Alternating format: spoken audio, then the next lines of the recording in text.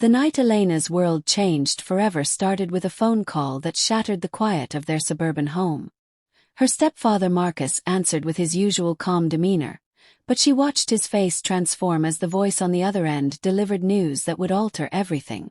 "Your mother's been selected for the archaeological expedition in Peru," he said after hanging up, his dark eyes meeting Elena's across the kitchen. "She'll be gone for 18 months. At 23, Elena had grown accustomed to her mother's demanding career as a cultural anthropologist, but 18 months felt like an eternity. What she hadn't expected was how Marcus's presence would fill every corner of their suddenly quiet house, not with noise, but with an intensity that made her pulse quicken in ways she couldn't understand. Marcus Rivera had entered their lives 3 years earlier when Elena was finishing college. Her mother, Dr. Sarah Chen, had met him during a research sabbatical in Spain. He was everything Elena's biological father wasn't: steady where her father had been unpredictable, thoughtful where he'd been impulsive, present where he'd been absent. But now, with her mother gone and the house echoing with unspoken tensions, Elena found herself noticing things about Marcus she'd never dared acknowledge before. "You've been staring at that coffee for 10 minutes, Marcus observed one morning, his voice carrying that slight Spanish accent that seemed more pronounced when it was just the two of them. Elena startled, realizing she'd been lost in thought again. Her job at the local art gallery barely kept her afloat financially, and her recent breakup with James had left her questioning everything about her future. "Just thinking," she murmured, avoiding his gaze. Marcus moved around the kitchen with practiced ease, preparing his usual breakfast of fresh fruit and strong coffee. At 42, he moved with the quiet confidence of a man who'd spent years as a restoration specialist, his hands skilled at bringing beauty back to broken things. "Thinking can be dangerous," he said with a slight smile, settling across from her at the small breakfast table. "What's troubling you, Elena?" The way he said her name, with that soft roll of the R and gentle emphasis on the second syllable, sent an unwelcome shiver through her. "Everything feels complicated," she admitted, then immediately regretted the honesty. Marcus leaned back in his chair, studying her with those perceptive dark eyes. "Life has a way of becoming complicated when we're afraid to make choices. What if I make the wrong choice? Then you learn from it and make a better one next time." His hand moved across the table, stopping just short of hers. "The worst choice is no choice at all." Elena felt heat crawl up her neck. There was something in his tone, in the way his fingers had almost, but not quite, touched hers, that made her wonder if they were still talking about her career. If you're enjoying this story of forbidden attraction and emotional suspense, don't forget to like this video, comment with your thoughts, and subscribe for more captivating stories like this one. The weeks that followed blurred together in a haze of stolen glances and conversations that felt charged with electricity. Elena found herself lingering in rooms where Marcus was working, drawn by the sight of his focused concentration as he restored an antique mirror or carefully cleaned centuries-old pottery. "You're watching me again," he said one evening without looking up from the delicate ceramic piece he was examining under a magnifying light. Elena's cheeks burned. "I'm just curious about your work." Marcus set down his tools and turned to face her fully. The workshop light cast shadows across his features, emphasizing the strong line of his jaw and the silver threading through his dark hair. "Is that what this is?" he asked quietly. The question hung between them like a live wire. Elena's mouth went dry. "I don't know what you mean." But they both knew she was lying. Marcus stood slowly, and Elena's heart began to race as he approached. He stopped just close enough that she could smell his cologne, something warm and woody that made her dizzy. "Elena," he said, his voice barely above a whisper, "we need to be careful." "Careful of what?" The words escaped before she could stop them.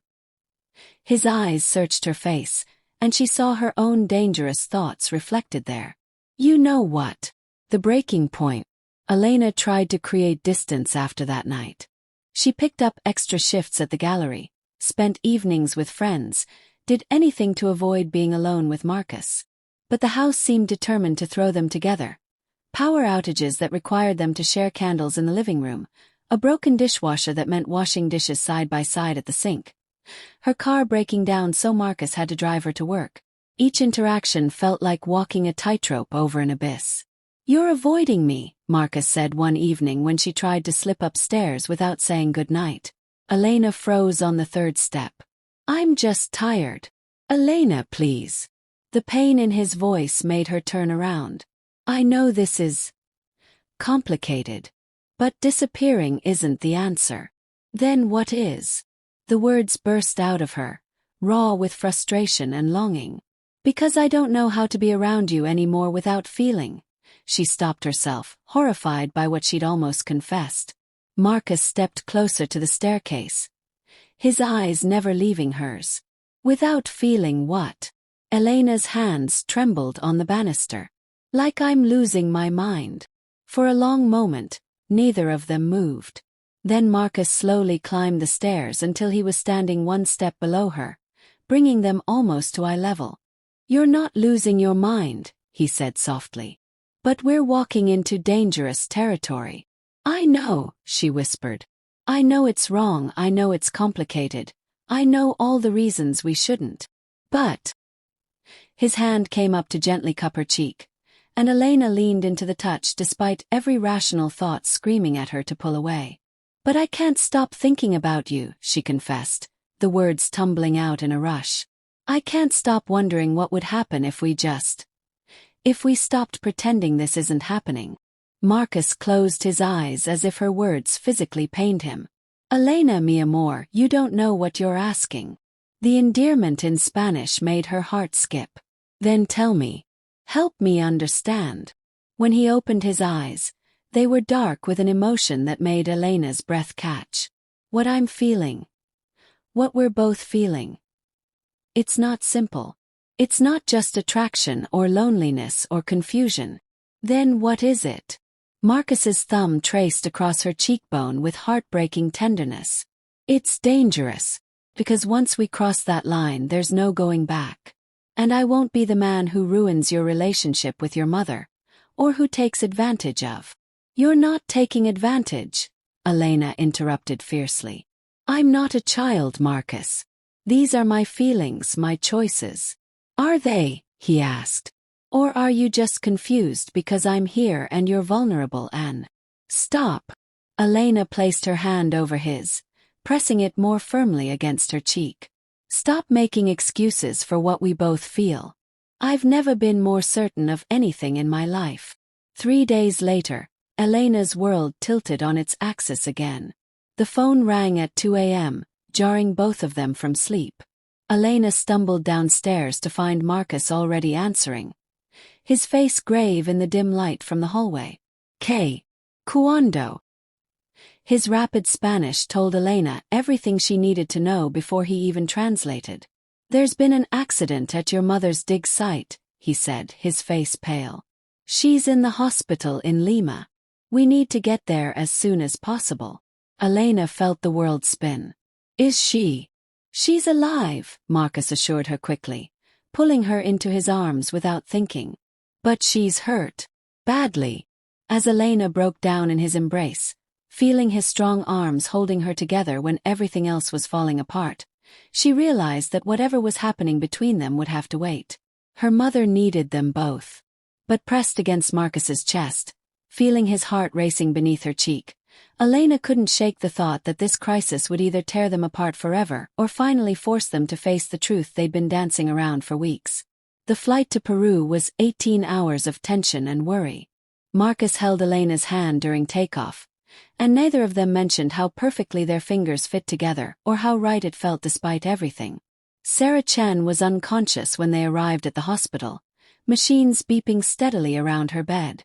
A collapsed section of the dig site had caught her and 2 other archaeologists, and while the others had escaped with minor injuries, Sarah had been trapped for hours with a severe head injury and internal bleeding. "The next 48 hours are critical," the doctor explained in accented English. Elena barely left her mother's side, but when exhaustion finally forced her to the small hotel room Marcus had booked nearby, she found herself more aware than ever of his presence. The space was tiny. 1 bed, 1 small couch, tension thick enough to cut with a knife. You take the bed, Marcus said, not meeting her eyes. Marcus. Elena, please. Not now. Not here. His voice was strained with more than just worry for Sarah. But that night, when Elena woke screaming from a nightmare about losing her mother, it was Marcus who was there in an instant, pulling her against him, whispering soothing words in Spanish until her breathing calmed. I'm scared, she whispered against his shoulder. I know, mi amor. I know. His arms tightened around her. But she's strong. She'll fight through this. Elena pulled back to look at him in the dim light filtering through the hotel curtains. His face was etched with exhaustion and worry, but his eyes were soft with tenderness as he looked at her. What are we going to do? She asked, and they both knew she wasn't talking about her mother's condition. Marcus reached up to brush a tear from her cheek. I don't know, he admitted. But right now let's just focus on getting her well. The rest. We'll figure out the rest later. Sarah Chen was nothing if not resilient. After 3 weeks in the Lima hospital, she was stable enough to be transported back to the States for continued recovery. The head injury had left her with some memory gaps and would require months of physical therapy, but the doctors were optimistic about her long-term prognosis. Elena threw herself into caregiving, organizing physical therapy appointments, managing her mother's medications, handling correspondence with the university about her leave of absence. It was Marcus who noticed she was running herself into the ground. When was the last time you ate a real meal? He asked one evening, finding her surrounded by insurance paperwork at the kitchen table. I had a sandwich. When?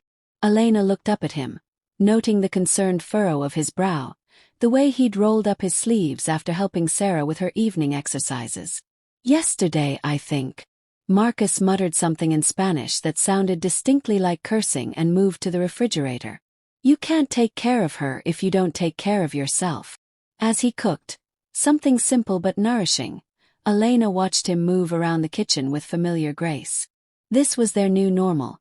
The three of them navigating Sarah's recovery, Marcus and Elena carefully maintaining appropriate distance while their unspoken feelings simmered just beneath the surface.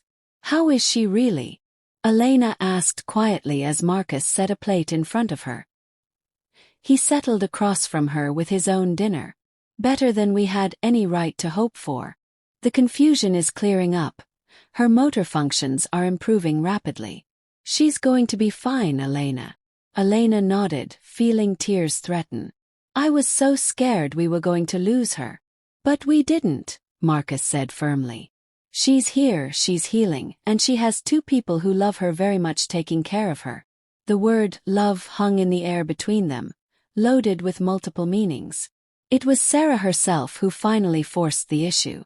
Elena was helping her mother with her afternoon physical therapy exercises when Sarah suddenly stopped mid-motion and fixed her with an intense stare. There's something different between you and Marcus, she said without preamble. Elena's heart stopped. Mom, I don't. I may have had a head injury, but I'm not blind. Sarah's voice was steady, though still slightly slurred from the medication. The way you two look at each other when you think I'm not watching. The careful distance you maintain.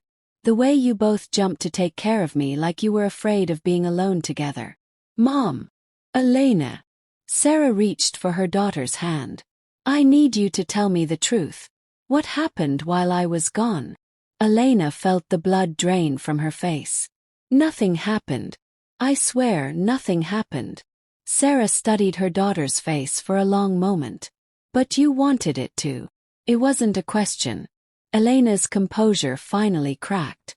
I'm sorry, she whispered, tears streaming down her cheeks. I'm so sorry. I know it's wrong, I know it's horrible, I know you must hate me. Stop. Sarah's voice was firm despite her weakness. I don't hate you, but I need to understand. How long have you felt this way?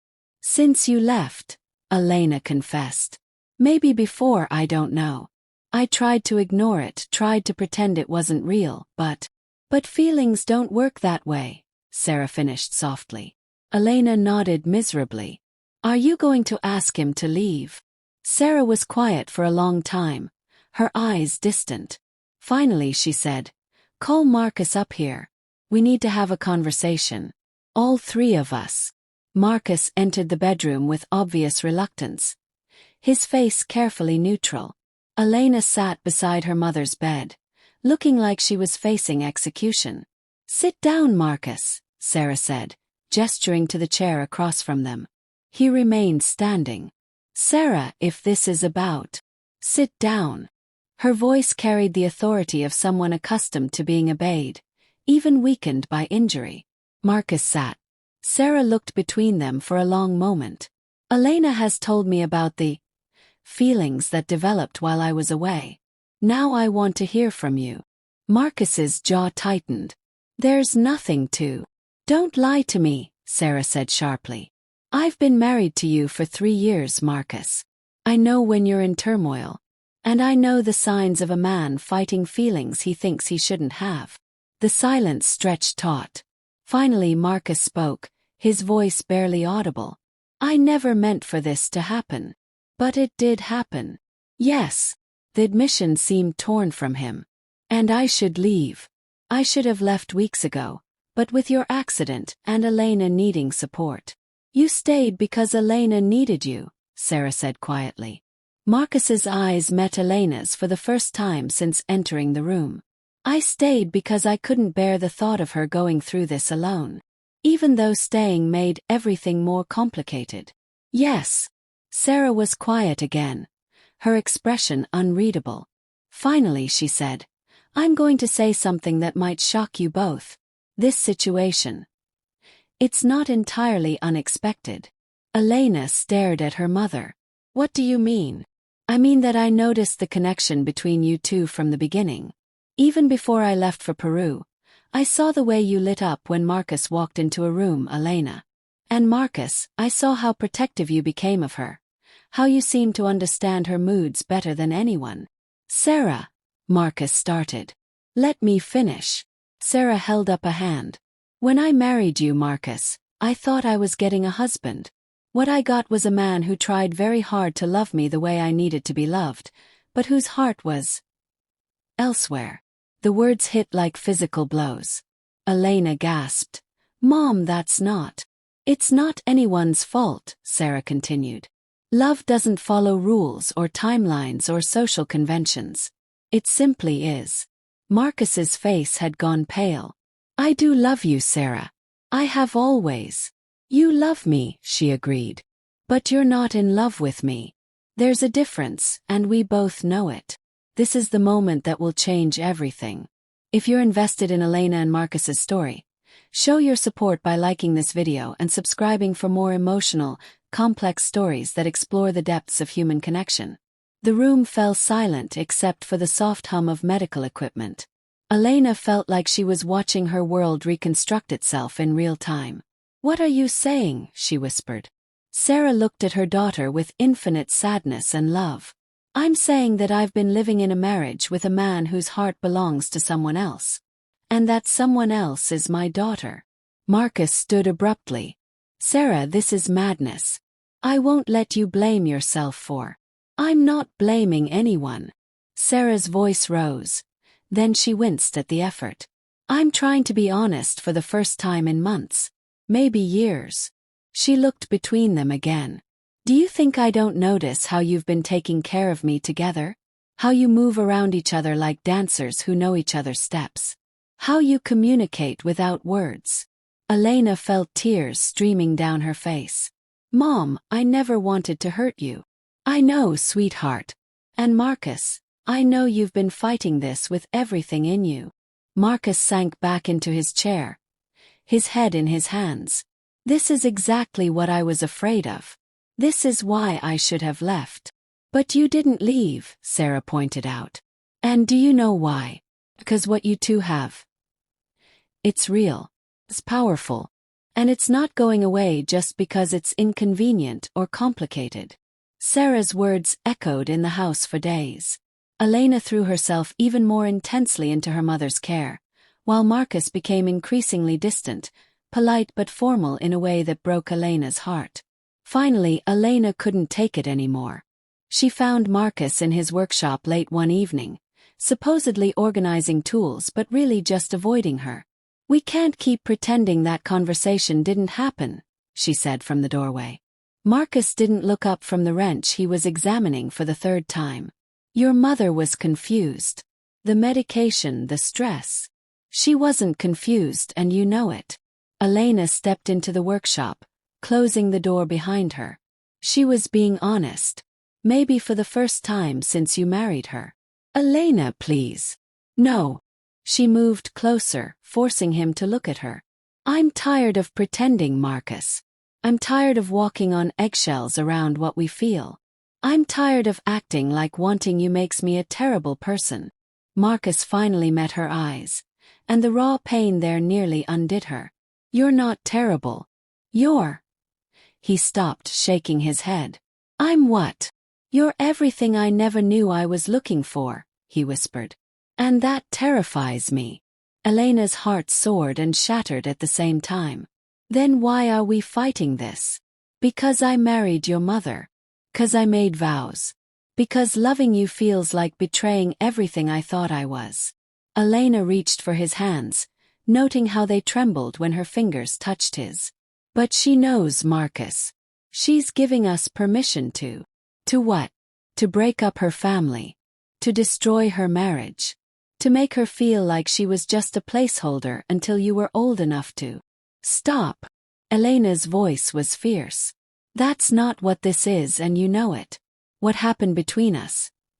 It's not something either of us planned or orchestrated.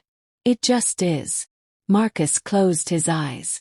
It doesn't matter what it is. It matters what it costs. And what if the cost of fighting it is higher? Elena challenged. What if we spend the rest of our lives pretending, being careful, never being honest about what we feel? What kind?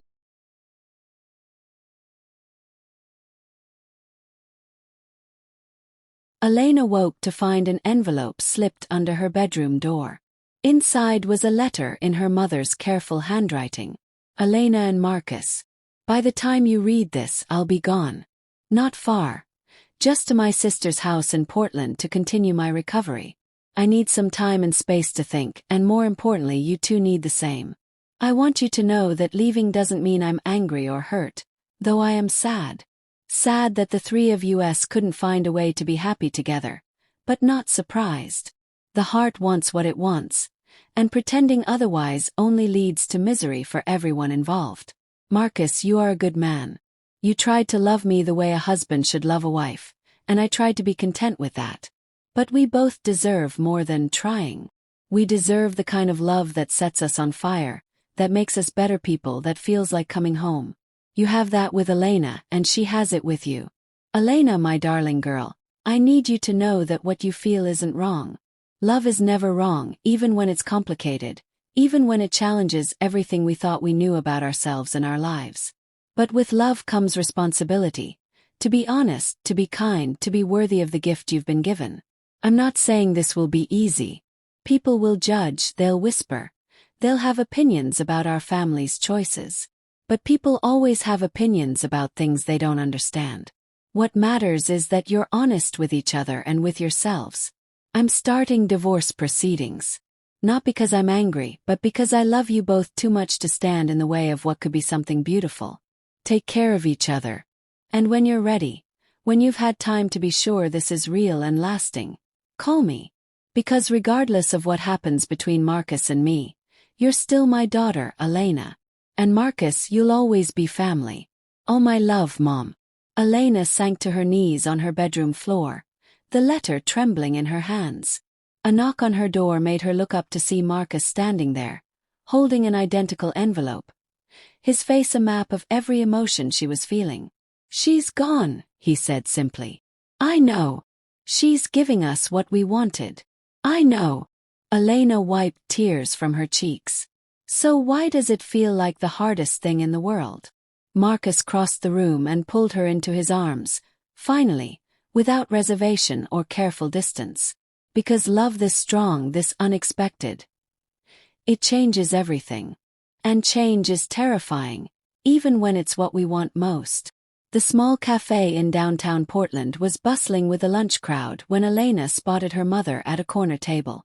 Sarah looked healthier than she had in months, her hair shorter and shot through with silver she no longer bothered to color, her smile genuine when she spotted Elena approaching. "Hi, Mom." "Hi, sweetheart." Sarah stood to embrace her daughter, holding her tight for a long moment. "You look radiant." Elena blushed. "Thank you for agreeing to see me." "I've missed you," Sarah said simply as they settled into their seats. "Both of you, actually. How is Marcus?" "He's..." Elena paused, searching for the right word. "He's good. We're good. Happy. I'm glad." And Sarah's smile suggested she truly meant it. "Tell me everything." Over coffee and sandwiches they barely touched, Elena told her mother about the last 6 months. The careful courtship as she and Marcus navigated their new relationship, the challenges of dealing with family friends who didn't understand, the joy of finally being able to love openly and honestly.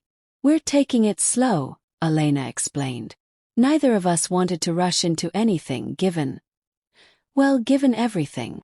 But you're living together." Elena nodded. "In separate bedrooms," she added quickly, then felt foolish for the clarification. Sarah laughed, a real delighted sound. "Elena, you're 23 years old and in love with a wonderful man. You don't need to justify your choices to me. I just want you to know that we're being thoughtful about this. Respectful. I know you are." Sarah reached across the table to squeeze Elena's hand. "That's who you both are. It's one of the reasons I knew this could work." They talked for 2 hours, catching up on Sarah's new life in Portland. She was considering taking a position at a local museum, her recovery nearly complete, and her own romantic prospects. There was a divorced professor of linguistics she'd been having dinner with. "Are you happy, Mom?" Elena asked as they prepared to leave. Sarah considered the question seriously. "I'm happier than I was," she said finally. "I'm learning what it means to live authentically, without trying to force feelings that aren't quite right or pretending to be satisfied with less than I deserve. It's scary but liberating." "I'm sorry," Elena started. "Don't," Sarah interrupted. "Don't apologize for finding love, Elena. Don't apologize for being brave enough to fight for it. Just promise me you'll never take it for granted." Elena hugged her mother tightly. "I promise." Elena returned home to find Marcus in the garden, working on the rose bushes Sarah had planted years earlier. He looked up when he heard her footsteps, his face questioning. "How was she?" "Better," Elena said, settling beside him on the garden bench. "Happy, I think. Or getting there." Marcus nodded, relief evident in his expression. They sat in comfortable silence, watching the late afternoon light play across the flowers. "She asked about us," Elena continued. "About whether we're happy." "And what did you tell her?"